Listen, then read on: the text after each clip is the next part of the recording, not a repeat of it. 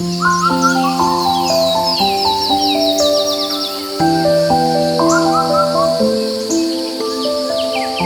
里是湖北利川的大沙参树，在这深山崖壁下的一处山洞中，我们竟意外地发现了一座紧贴着岩壁而建的房屋。都说靠山吃山，靠水吃水，而就在这山洞中，竟然真的有人在洞中生活了几十年。放眼望去，这里极为隐秘，四周被茂密的树木层层遮掩，像极了传说中世外高人的隐居之地。更难得的是，这里风景优美，鸟语花香，俨然一处与世隔绝的世外桃源。据了解，洞内至今仍住着一位杨姓叔叔。从他父母那一辈开始，一家人便定居在这山洞之中，已有近100年了。父母离世后，偌大的山洞，如今就只剩他一人在洞中过着与世无争的山野生活。那么问题来了，他一个人是如何在洞中生活的呢？生活水源又是从何而来呢？下面就跟随我们的镜头去了解叔叔的洞中生活。大家好，我是小雪。今天呢，我们来到了湖北利川，在这深山里面一处崖洞下面，竟然建有一座房屋。房屋里面呢，居然还有人居住。我们感到非常的好奇，到底是怎样的人家还会选择居住在这样独特的环境中呢？现在我们准备前往这户人家去探访一下。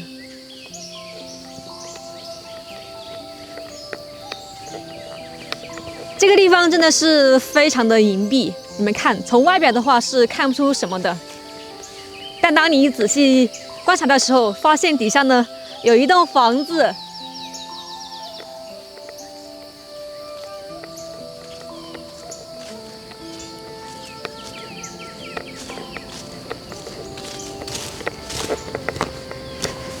大家看，就是这里了，因为在他们的房屋门前呢有一座小山丘，所以刚好挡住了他们的房子。这边呢是一些圈，可以养猪啊、养牛啊，还有养鸡。不过现在没有养了。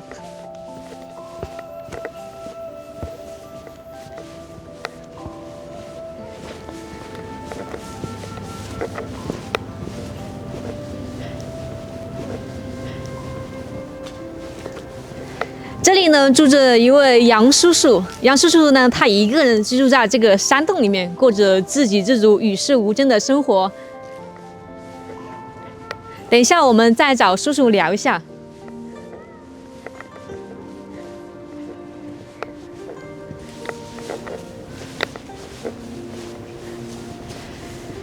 他这边的房屋有好多种材质，有这种土坯的，有这种石头的，还有那边是纯木结构的。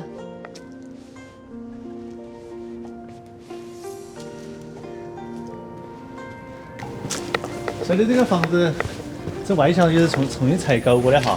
那是我个人，就是找人工把那些盘带掉，我个人有。自己整合的呀。慢慢搞啊，慢慢搞啊。哦，就是把外墙装修了一下哈。它这个混一下的，有那个才好看点。要好看的哈。这个是2层楼吗？是1层楼啊2层楼。2层楼啊。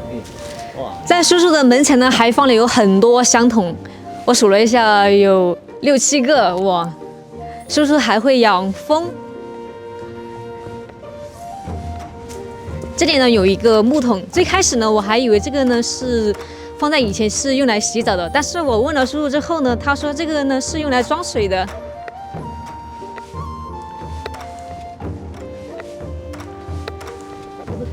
这边有一个木箱子，不知道是干什么用的。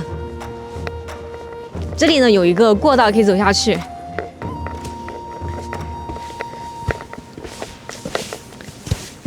芝麻开门，哎，这个芝麻有点不开门。你来，你行。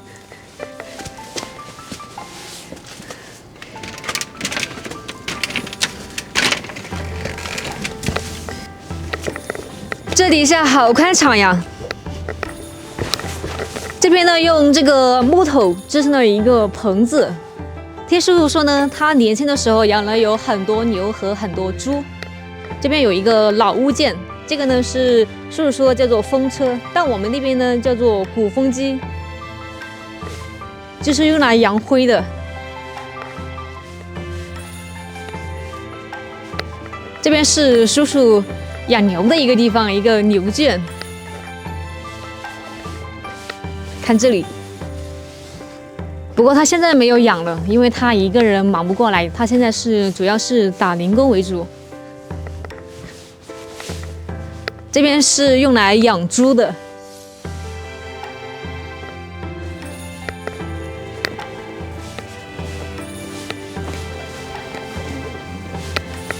我们看一下这个房子，这边有一栋吊脚楼，它是一个纯木质结构的。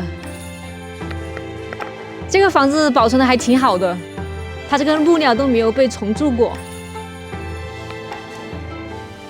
而且还是一个2层楼，可能是因为它这个山洞里面比较干燥吧，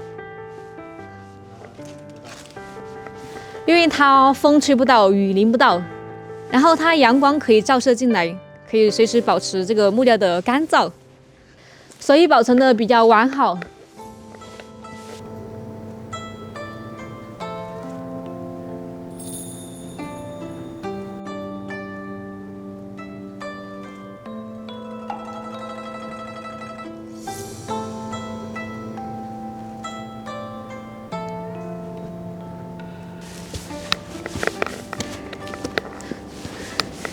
现在我们去找叔叔聊一下天。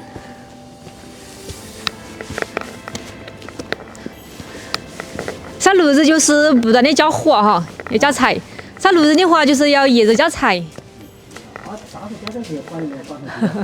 就有的时候你不注意的话，它火容易熄。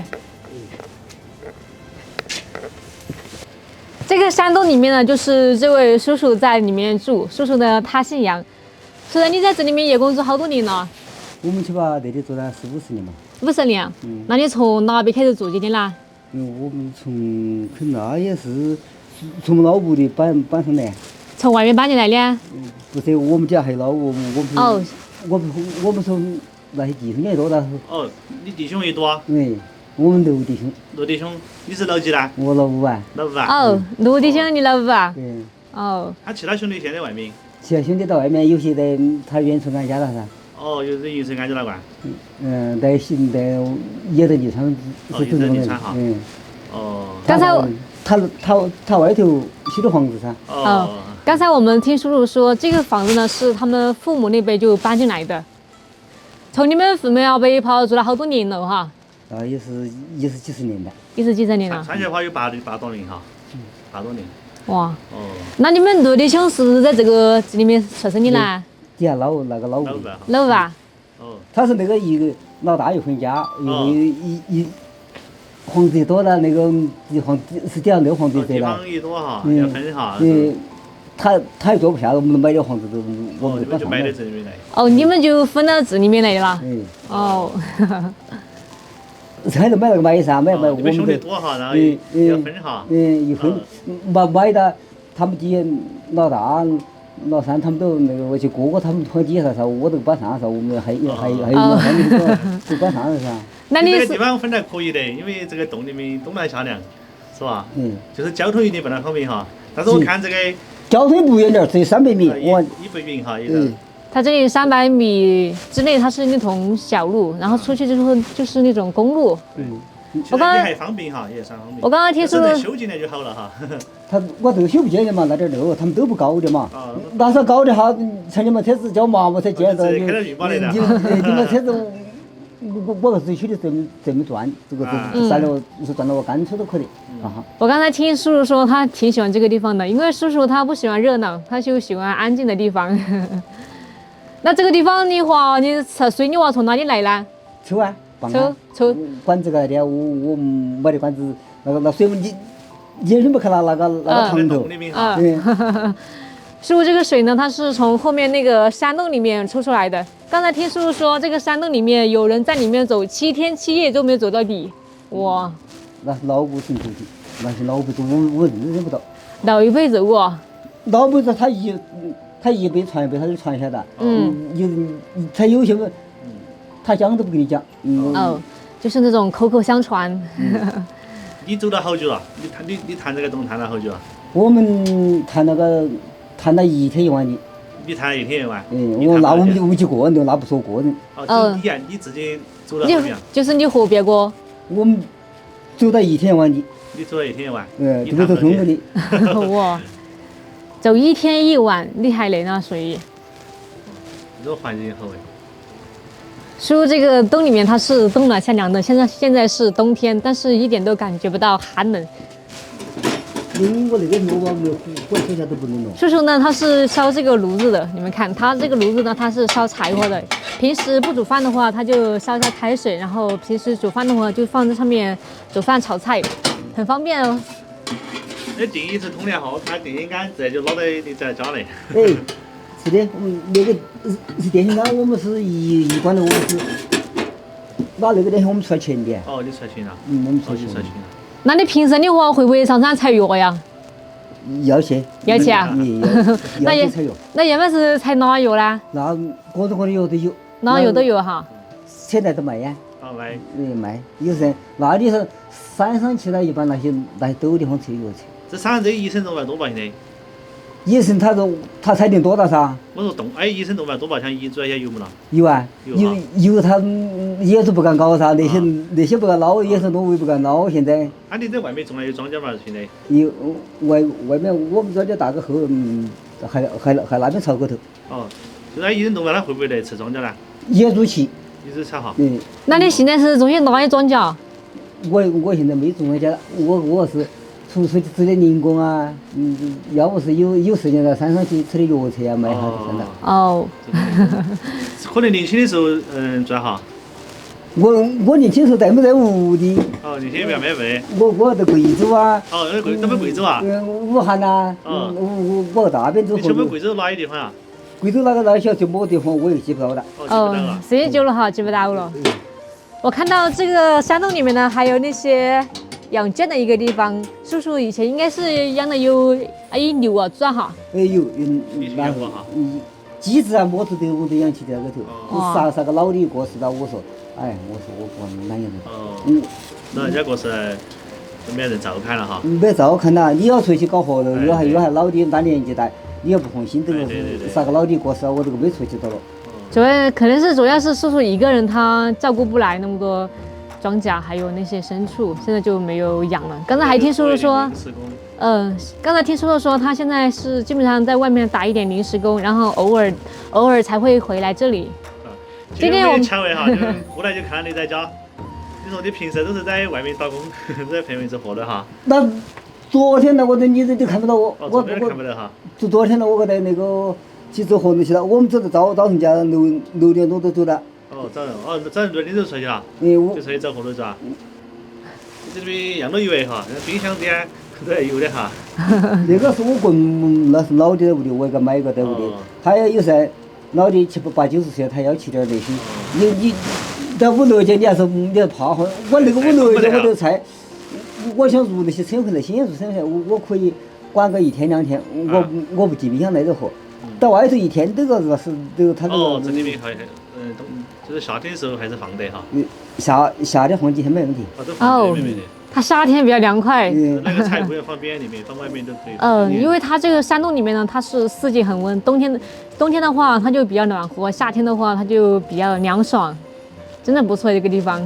刚才我们从外面那个洞口进来的时候，看到旁边还堆了有很多柴。叔叔他平时有空也会去山上弄柴，他平时烧火做饭就是用柴火，还是比较方便的。叔叔他们这个地理位置挺好的，它上面刚好是一个岩洞，它这个房子刚好现在这个岩洞的底下，然后它那个下雨的话，它这个雨水是进不来的。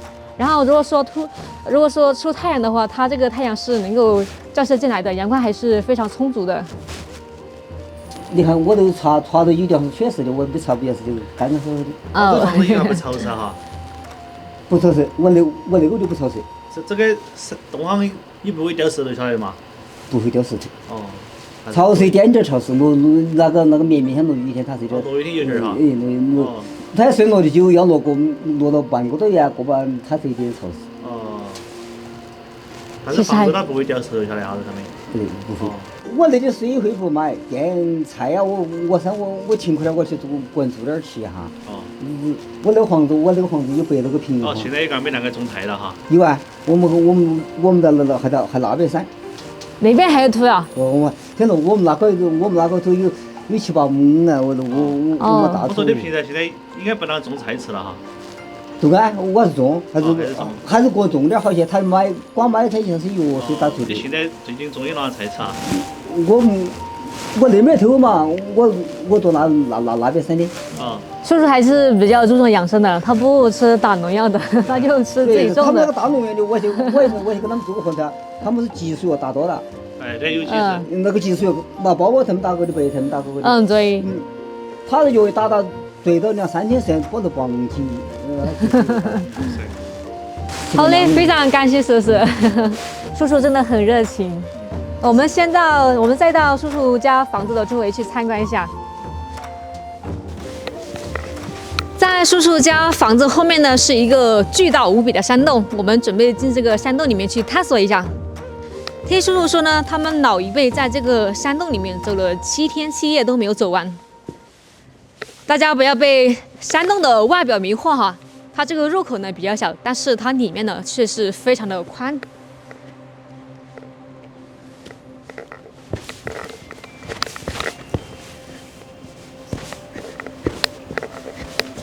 我们沿着边缘的一条小路走下去，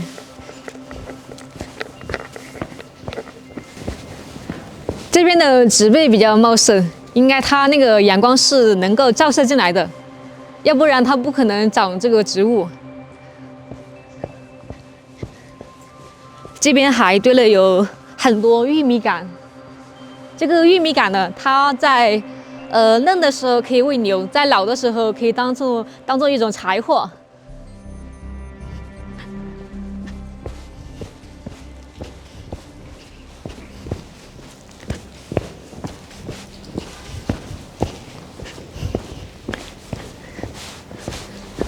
这个山洞里面还可以，它比较干燥。像有的山洞，它山洞里面的话，它是比较潮湿的。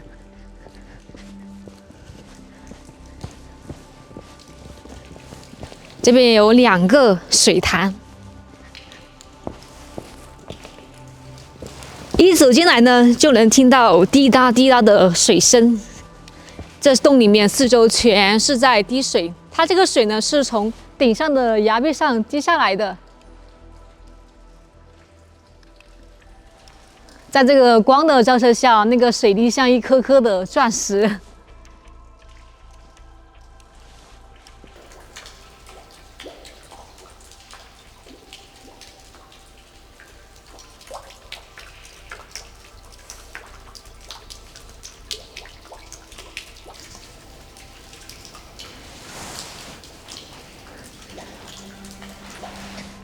山洞里面呢是怪石嶙峋的，全是这种大小不一的碎石。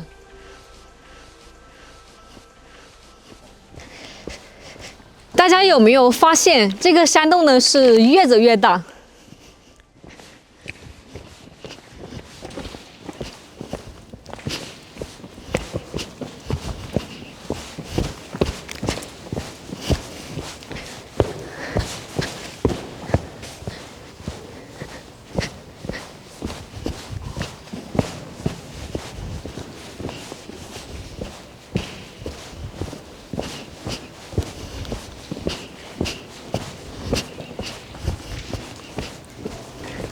这边还有2个水池，水池里面的水好清澈呀。这里还有一个，这个水池呢没有滴水，但是它的水源呢是从旁边那个缝隙里面流出来的。里面放了有一个提水棒，这个水呢就是叔叔的主要水源。刚才叔叔带我们进来过。这么多水池，根本不用担心水的问题。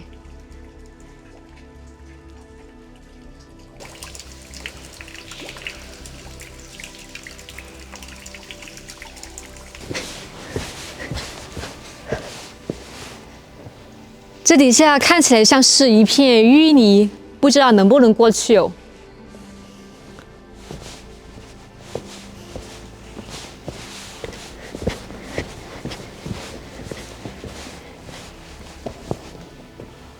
我的天哪，这个洞腔大家看，好大好壮观呀！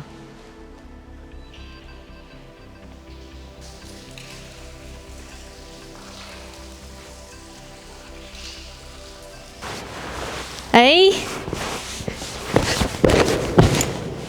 这个好奇怪哟，看起来像是那种湿的那种淤泥，一脚一个坑，但你实际踩上去的话，它是那种硬邦邦的，这个泥一点都不沾脚。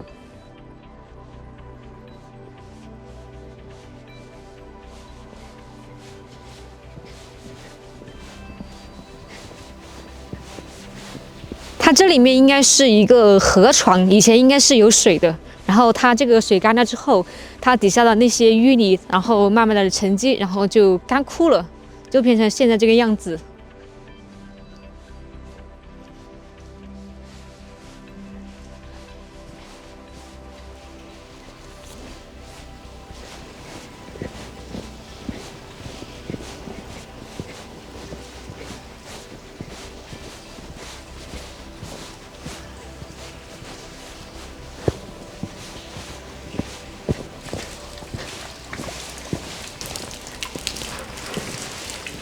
这边还有一个水池，我的天哪，这么多水池！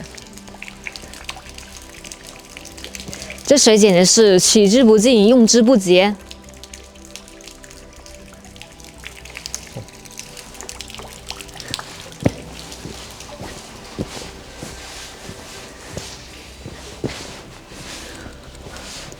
我的天哪，你们看这里面好深呀！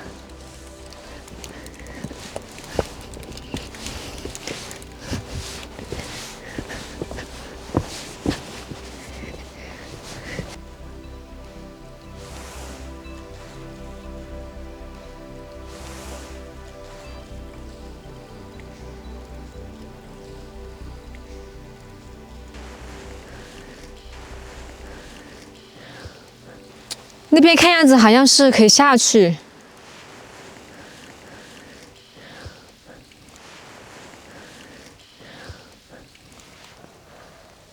我来看，你们猜我发现了什么？在我们对面呢，居然有城墙，是不是以前有人类在这里面居住过呀？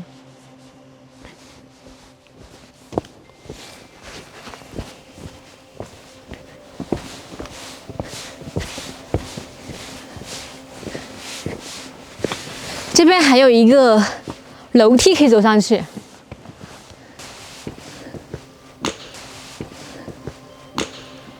真的是城墙哎，是用那种石块一块一块垒起来的。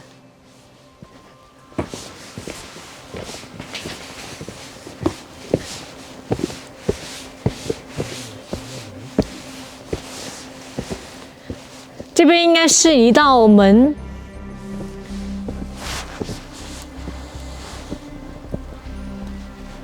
不过好像它的门没有了，只剩下一个框架了。好厚的一堵墙啊！它的厚度应该在3、4米左右，感觉。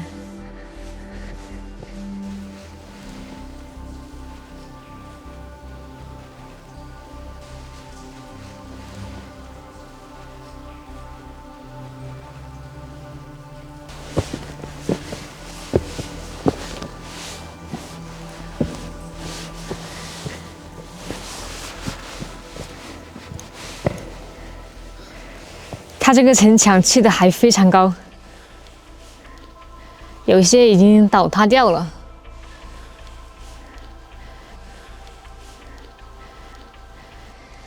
你们看它这个城墙好高呀！如果说它这个门还在的话，这个门一旦关门，真的是有那种一夫当关、万夫莫开之势。刚才好像听杨叔叔说，这个地方呢以前躲过战乱。这些都是古时的人们为了躲战乱才修的。这个地方真的很隐蔽啊！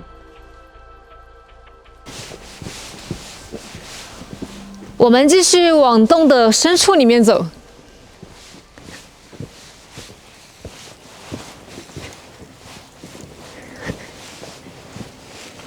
前面有一个大坑，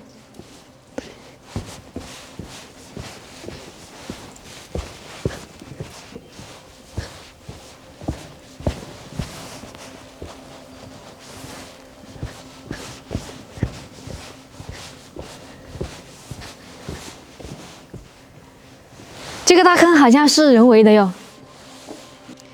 应该是古时候的人们为了躲避战乱，在这个里面生活过。这里呢，应该是一个蓄水池吧。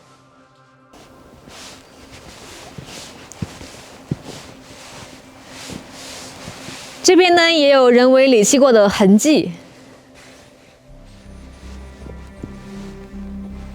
这一大片都是古时的人们遗留下来的遗迹。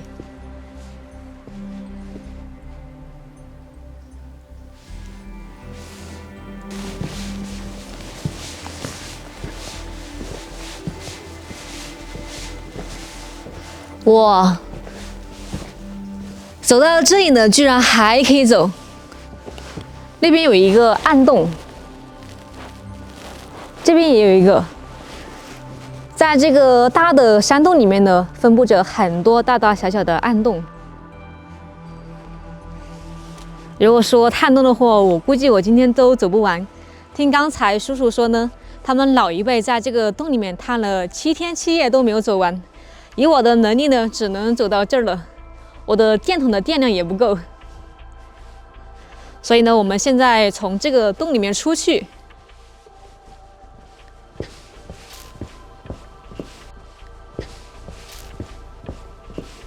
我们就看到这儿了吧？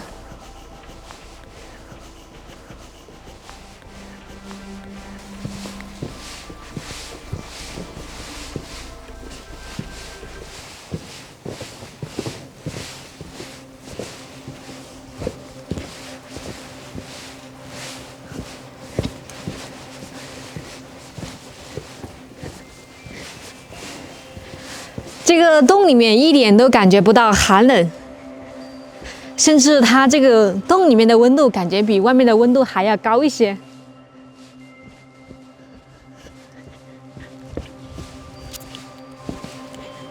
我穿着棉衣走在这里面都感觉有点发热。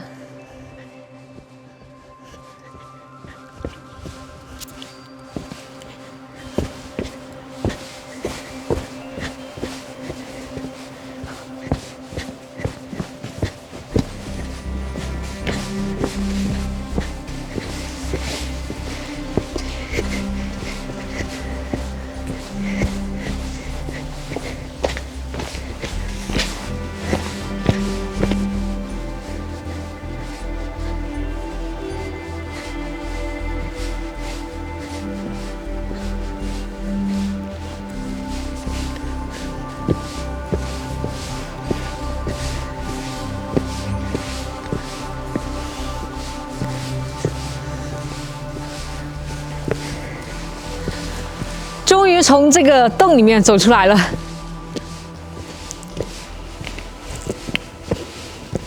这个地方呢，我们已经参观完了。整体来说呢，还是非常的不错的，有电有网，而且呢，它还是不缺少水源的。